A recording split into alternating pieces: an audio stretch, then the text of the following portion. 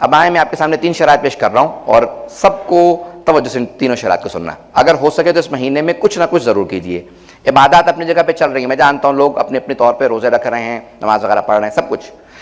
پہلی شرط یہ ہے کہ انسان اس مہینے کے اندر، جو مولا نے 3 تاکیدیں کی ہیں، پہلی شرط یہ مولا فرماتے ہیں قرآن پہ خاص توجہ کرو. پورا قرآن نہ بھی پڑھ سکتے ہو تو جتنا پڑھ سکتے ہو، جتنا جانتے ہو قرآن کی تلاوت کرو. اگر ایک آیت جانتے ہو تو اسی کو دہراتے رہو، ایک سورت جانتے ہو تو اسی کو دہراتے رہو. کہ اس مہینے کے اندر ایک آیت کی تلاوت دوسرے مہینوں میں ختم قرآن کے برابر ثواب رکھتی ہے. پہلی تاکید قرآن کی تلاوت کی. دوسری یتیم پروری کی. جناب امیر علیہ السلام کی جو سب سے بڑی صفت بیان کی جاتی ہے یتیم پرور. یہاں تک کہ آپ کے بعض اصحاب کہتے ہیں کہ جب ہم دیکھتے تھے نا مولا دسترخوان پہ یتیموں کو کھانا کیسے کھلاتے ہیں، تو بعض اصحاب کہتے تھے اے کاش میں بھی یتیم ہوتا جس طرح سے مولا یتیموں کو کھانا کھلا رہا ہے.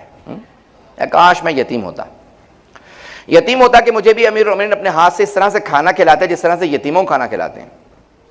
یہاں تک کہ الفاظ ہیں کہ ایک یتیم بچہ 3-4 برس کا جب دوڑتا ہوا آیا، اس نے امیر المومنین کے کہیں زانوں پہ پاؤں رکھا. تو جناب عمار ہیں یا کوئی اور ہیں، انہوں نے کہا کہ بیٹا پاؤں نیچے رکھو. تو میں نہیں معلوم یہ امیر المؤمنین ہے. تو جناب امیر نے کہا خبردار دوبارہ بچے کو مت ٹوکنا، اگر اسے گھر میں باپ کی محبت ملی ہوتی تو میرے پاس پیار و محبت کو تلاش نہ کر رہا ہوتا. یتیم پروری کا مولا خود دسترخوان بچھاتے اور اپنے ہاتھوں سے ایک بچے کو کھانا کھلاتے. یہاں تک کہ حدیث ہے، سارے مجمع کی توجہ خاص نقطے کی طرف اشارہ کر رہا ہوں، اور یہاں پہ انشاءاللہ ایک اور آپ کے لیے بھی پہلو ہوگا اس کے اندر.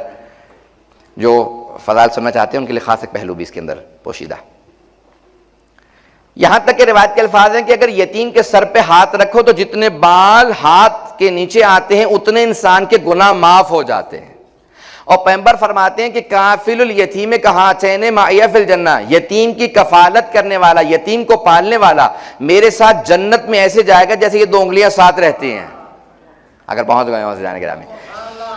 عام یتیم کو پالنے والا تو پیغمبر کے ساتھ جنت میں ایسے جائے جیسے 2 انگلیاں ساتھ میں رہتی ہیں. اور جس نے کائنات کے سب سے عظیم یتیم محمد مصطفیٰ کو پالا، اس ابو طالب سے متعلق کیا خیال ہے؟ کہ جناب ابو طالب اس طرح سے کائنات کے سب سے عظیم یتیم جناب عبداللہ کے یتیم جناب ختم مرتبت کو پال رہے ہیں، جو ان کا پالنے والا ہے ان سے متعلق کیا خیال ہے؟ مجھے نہیں معلوم مسلمان احادیث پڑھتے ہیں، سوچتے بھی ہیں یا نہیں سوچتے ہیں. تو ختمی مرتبت فرماتے ہیں میرے ساتھ جنت میں ایسے جائے گا جیسے 2 انگلیاں ساتھ رہا کرتی ہیں. یتیم کی کفالت کرنے والا، یتیم کو پالنے والا. اس مہینے کے اندر بے انتہا تاکید ہے کہ کچھ نہ کچھ یتیموں کو ضرور اس مہینے میں نوازا جائے، ان تک کچھ نہ کچھ پہنچایا جائے، کچھ نہ کچھ ان کے کام آیا جائے. اہل بیت علیہ السلام نے بے انتہا تاکید کی ہے. عزیزان گرامی، تیسرا پہلو اس کو پیش کرنے کے بعد میں انشاءاللہ تعالیٰ 1 یا 2 واقعے کی طرف. اور اس مہینے کے اندر اگر ہم کبھی بھی مصائب پڑھتے ہیں تو یاد رکھیے کہ میں نے کہا ہے کہ اس مہینے میں دلوں کا نرم کرنا بہت ضروری ہے. اور سب سے زیادہ دلوں کے نرم کرنے کے لیے قساوت قلب انسان کے لیے سب سے بڑا گناہ. قساوت یعنی دلوں کا سخت ہو جانا. اہل بیت علیہ السلام نے تاکید کی ہے کہ دلوں کا نرم کرنا بہت ضروری ہے. فرمایا سب سے زیادہ شے کیا چیز دلوں کو نرم کرتی ہے؟ کا گریہ، رونا. اور کا سب سے زیادہ رونے کا ثواب حسین ابن علی پہ ہے. تو میں آخر میں پیش کروں گا. لیکن عزیزان گرامی، میرے بھائیوں، میرے بزرگوں، میرے بچوں، سب سے زیادہ اس مہینے میں جو تاکید یہ قرآن اور یتیم پروری کے بعد اس مہینے میں اس گریے کی ہے کہ جو چاہے وہ نماز شب میں ہو، چاہے اہل بیت علیہ السلام کے مصائب پہ ہو، جناب امیر پہ ہو. روایت کے الفاظ ہیں کہ خود ختمی مرتبت اس مہینے کے جب فضائل سناتے تھے کہ مہینہ ماہ رمضان کا آ رہا ہے کہ اس کے کتنے فضائل ہیں، تو جب بھی جناب امیر علیہ السلام کو دیکھتے تھے تو خود بخود گریہ کرنے لگتے تھے.